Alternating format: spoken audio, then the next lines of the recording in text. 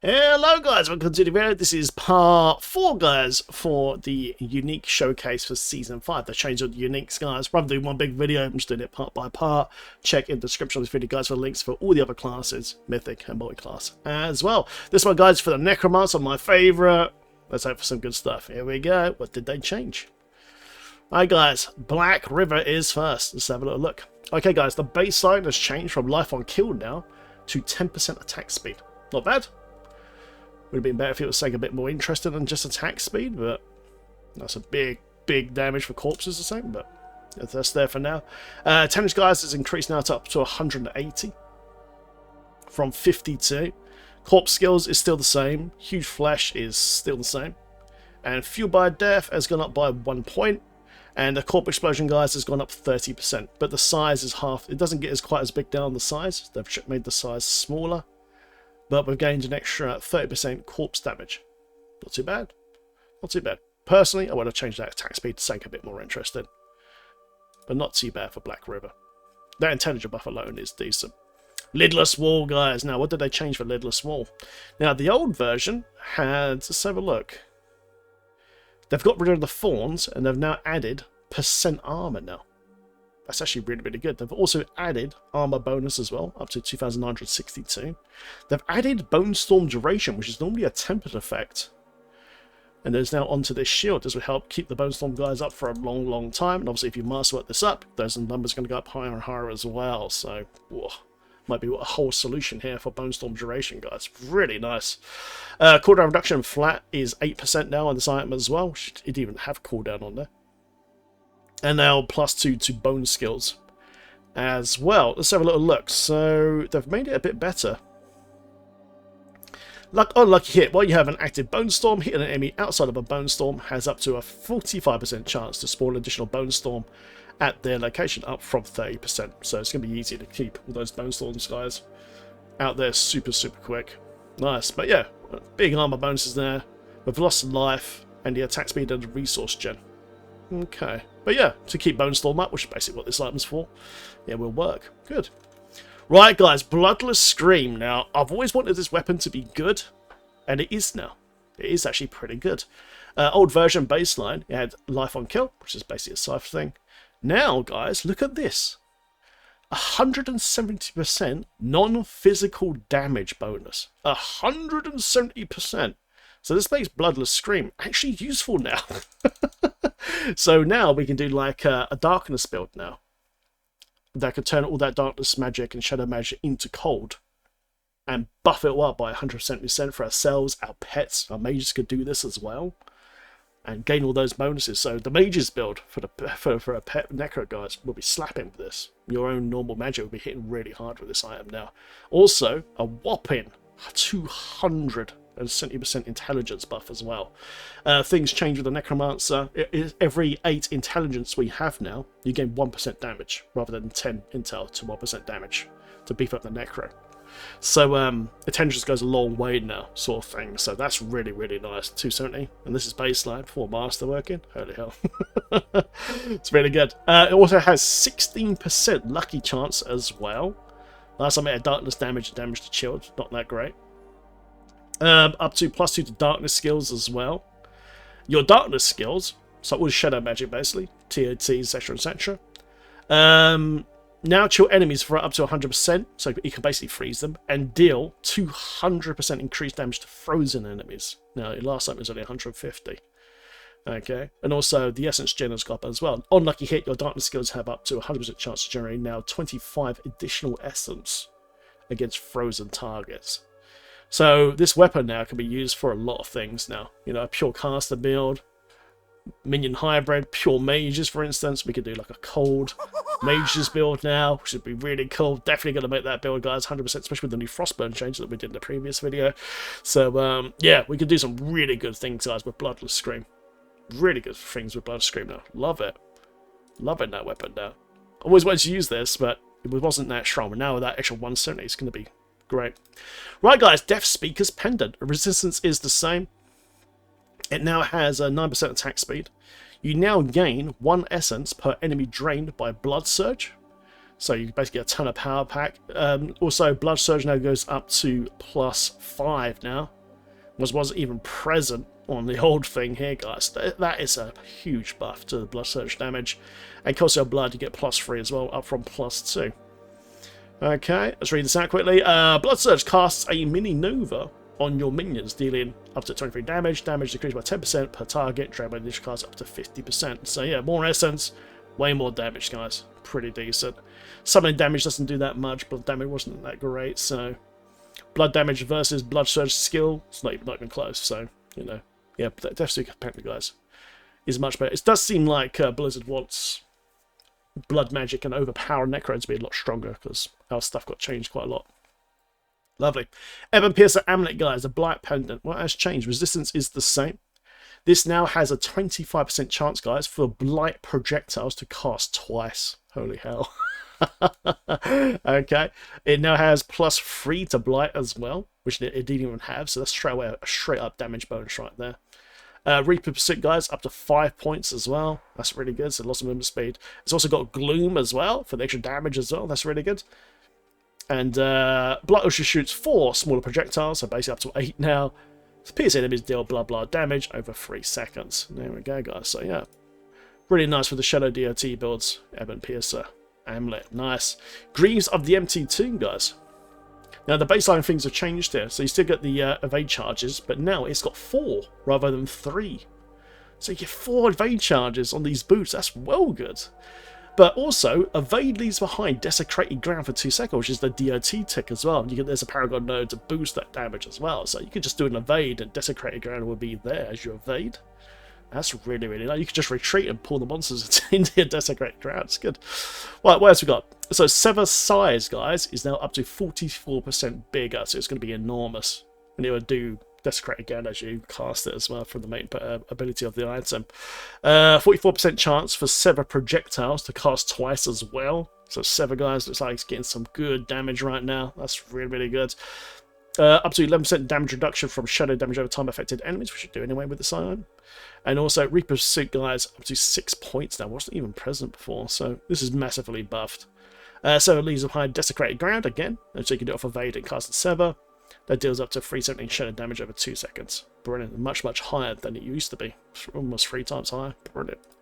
So, guys, yeah, it looks like Sever, guys, might actually work now. Brilliant. Right, guys, Mutilator Plate. Oh, look at this.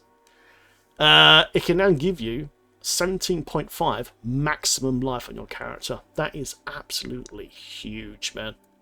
Huge. I don't know why this had willpower on it before. No idea. But now it's got 70.5% maximum life bonus. Blood Lance duration is now 60%. Damage reduction from enemies affected by blood skills is now 17.5. So you get a massive stack of life, massive damage reduction. And then you got +4 to Blood Lance as well. They didn't even have Blood Lance on the old chest plate, which is huge. And so this has gone up by 2% as well. You are Blood Lance, and when Blood Lance would deal damage to you, instead it fortifies you for 4% of your maximum life, and has a 10% chance to form a Blood Orb as well, from 5%. So Blood Orb's going to be no problem. Remember, there was a change to the Blood Bath tree in the patch notes as well. So you're going to be forming Blood Orbs and get that crazy buff, man. Much, much quicker now. It's good. And also, Blood Lance damage has gone up to 40% now, guys, from 20. Jay Wilson once again. Boom. They doubled it. Oh, those guys. It does look like Bone Spirit might be our meta with the new changes we have. But look at Blood Arms Craze. Used for the Blood Spirit build. The Bone Spirit build, sorry. Well, there, guys. So we now got maximum life, 1,259. Look at this buff. After picking up a Blood Orb, guys, for 4 seconds, gain 135% damage. This is baseline before Masterworking. This is really, really good. Really, really good. 135% damage bonus, guys, just for picking up a Blood Orb for 4 seconds. Wow.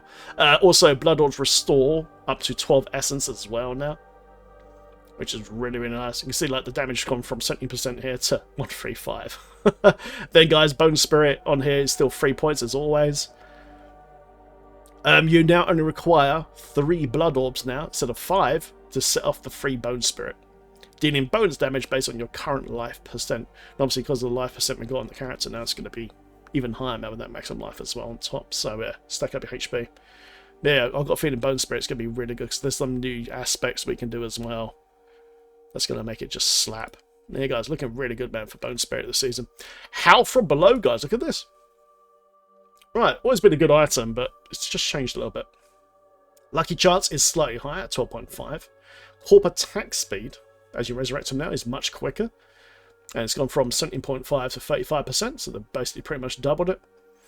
Corp Explosion fears and slows for 0.4 to 0.6 seconds now. Have you noticed this is not on Lucky Chance now? It just does this straight away. That means that we can stagger monsters, bosses, etc., very, very quickly now with Howl from Below. Because it's just a guaranteed fear and slow from what we see here. And then, guys, up to +4 to Corp Explosion damage as well, which wasn't even present on the old gloves. So this is big. Like, this is pretty big. And also the Corp Explosion damage has gone up by 10% as well on top. So going to be really nice Corp Explosion stuff with a guaranteed fear and slow. That's really nice. You better control the map really well with that. Brilliant. Curious Embrace, guys. Gloves. These gloves now grant you 10% maximum life now, guys. Wasn't even on the old one. Blood Surge drained 3 times from elites now. 3 times from elites. That's crazy. And also Blood Surge up to 5 points now from 3 to 5. So from 3, so we're getting 2 points there. That's a big, big buff. And also Tides of Blood as well. Extra 2 points there as well. So the other power of the core damage has got, but at any day, man. Core damage versus plus the skills. Plus skills is way, way higher in damage. So that's really, really good. So look, so casting Blood Surge consumes nearby corpses. The cast mini novas, dealing up to 10 damage. This damage is increased by 10x for each enemy drained by your individual cast, up to 50x, as well as 20% each corpse consumed as well. So yeah, it's looking a lot better, man, a lot better. So Blood Surge, it's looking good, guys. Blood, it's looking all really good right now. Oh, guys, look at this. If you guys are fans of Bone Spear, oh. And remember, the new Grandfather can be used with Bone Spear as well. Look at this. Deathless Visage, guys. 20%, 20 points of maximum resource. The more resource you have on this build, the harder your spears hit, remember. And then they're giving us an armor bonus now, which makes sense because it's a helmet. Almost 2.9k. It's brilliant, man. And then, guys, a 32.5% chance maximum to cast Bone Spear projectiles twice. Normally, we have to temper this into a weapon. So now you can have it for free on your helmet. Crazy. Bone Spear has been added now as a skill to the helmet, which it never even had. So straight away, guys, an extra +4 to Bone Spear gives this a big, big buff. I did an old video called Bone King a while ago, like a hybrid Bone Spear pet build. So straight away, I just know this is going to make that build much, much better. Brilliant. Okay, so they've changed this a little bit. So Bone Spear leaves behind echoes, explode for blah damage, physical, increased by 5% for every 30 crit strike damage bonus you have. Okay, so if you use a Grandfather, that gives you 100% critical strike damage bonus, guys, with this helmet. Like I said, we did it during Season 2. Grandfather Bone Spear. It's going to slap. You know, it's going to hit really, really hard. So it's nice to see Bone Spear getting a big lump of love there, guys. Blood Moon Breaches, guys. Look at these now. It now has still got the same maximum life. The overpower damage is now been added to these guys at 115%. For those that know, Necromancer pets can now overpower. There's no way to make them guarantee an overpower, which is a bit of a shame. I did ask Blizzard to do that with an aspect, but it never happened, unfortunately. But yeah, if you did use these with pets, then it would actually be pretty cool. Because sometimes you might get that big spike of damage, you know. Curse Duration, 35%. I'm not a massive fan of Curse Duration, for completely honest. I think Curse Duration is fine, as it is with our current duration we've got anyway, personally. I think they should change that curse duration personally to Saen, guys. And then, guys, +4 to curse skills up from +2. The old version had amplified damage. Personally, I think they should put amplified damage back over curse duration in this particular one. Okay, so look. So the minions still have 7% chance to curse enemies, but if you read this quickly, your minions attacks have 7% chance to randomly inflict Decrepify or Iron Maiden. Okay. And the damage is now gone up to 150% increased overpowered damage to enemies affected by your curses from 70%. So Blizzard is really buffing up the overpowered damage again, especially for Necro at the moment. So it's kind of nice. So it looks like our pets can basically proc Decrepify and Iron Maiden for free. by the looks of it, if we read this again. So we'll see what happens. I need to retest this again. But that's pretty cool. 7% doesn't sound much, but when you've got a ton of pets doing like AoEs and you've got big zone of them, casting magic, and they've got loads of attack speed, you know, those debuffs will pop off pretty damn quick. Sweet. Right, guys. Now, you guys know I love minions. Minions is my favourite build by a huge long shot, okay? And I'm happy to say, guys, Ring of Mandalin has had a buff, okay? Still got the same resistances. It now has intelligence. Unfortunately, they took away the lucky chance. I'm a little bit sad to see that go, personally. They put damage percent on the Ring of Mandalin. Why? Why did they put... Now, some people say, oh, put maximum minion life. Because they're taking the maximum minion life off the old ring. Honestly, you don't need it. Because with pets now, your stats are your pet stats. Your HP, your armor, resistance, etc, etc. So, I'm glad that maximum minion life is off this ring. But damage percent doesn't make sense. I reckon they should take that off. Or maybe just add... skeletal mages can cast twice. I really think that would be much, much better. Or at least like a big lump of summoning damage, maybe on the baseline of the ring here. You know, but percent damage, it's not wrong, it's a little damage bump, but honestly, skeletal mages cast twice would be way more nicer, or a big lump of summoning damage, you know, like 150, 200%. That would be much, much better. Anyway, guys, mean attack speed is 12.5 now. It's gone down a little bit from 14. But the biggest one here, guys, is this. They got rid of Fawns. +1 to Skeletal Warrior Mastery, Skeletal Mage Mastery, and Golem Mastery. Okay? But those don't know, especially Golem Mastery, that is an enormous, and I mean enormous damage bump. So if you get a GA, a fixed version of this ring, on that, and then you masterwork it all the way up to the top, and you're proccing all of those things, guys, we are talking major, major pet DPS buff. For all the pets, but especially the Golem. That is really, really nice. But yeah, I would like to see that damage percent here just change to something minion related. I would love to see Skeletal Mages cast twice instead of damage percent here, guys. Or add that to the baseline here. Or at least some summoning damage, but damage percent just doesn't fit this ring. It's all about summons. Intelligence, like I said, minion attack speed, this, I can say, but damage percent? No, that needs to go. Skeletal Mages cast twice would be amazing here. That way, that would open up the weapon to anything we want. Especially for a mage build. Holy hell, that'd be sick. But yeah, guys, Ring of Mandalin, looking good. I want to see that change, though. That's percent damage. Hopefully it changes for life. I've already sent the feedback on their partner Discord. Right, guys, last is Ring of the Sacrilegious Soul. I love this ring so much. It makes Necro so lazy. My hands are knackered, guys, from literally donkey years of gaming. 30, 45 years I've been gaming for now. And my hands are flat. Okay, but this ring here makes things a lot easier. It's great. It automates Raid Skeleton, Corp Explosion, and Tendrils. They have changed it a little bit. So resistances are the same. The HP bonus is gone, which I'm a little sad about. But they've added movement speed, because obviously Necro is quite slow on the whole. But now you're getting an 80% movement speed buff here instead. So that is kind of nice, you know. We can always get more HP now, especially with the new items they're put into the game. So, yeah, guys, 6 lucky chance is on the ring still. And it's actually gone down from 9. I don't know why they've reduced the lucky chance. Necro needs more lucky chance, so they should put that back to 9%, in my opinion. Movement speed is nice at 18. It's got plus to the corpse skills, which is the exact same as before. And now got plus to Grim Harvest. Grim Harvest is an essence generator as you do corpses. That's quite nice. So also get more power now. And the actual ring here it's changed a little bit. It used to be 2 seconds to 1 second. It's now 1.8 now to 1 second. So it'd be easier now to get the 1 second ring.